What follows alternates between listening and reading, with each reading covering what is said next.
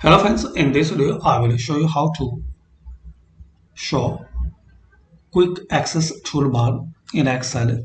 So in case you are not find quick access toolbar here, so maybe it will be appear here. So right click on it and click on show quick access toolbar above the ribbon. Now you can able to find out this quick access toolbar.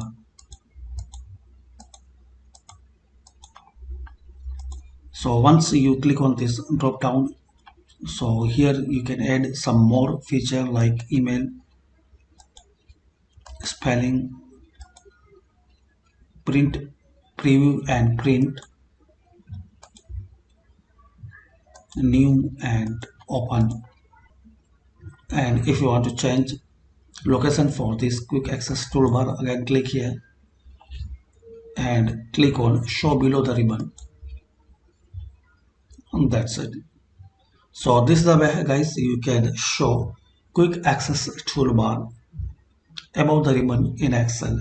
Thanks for watching.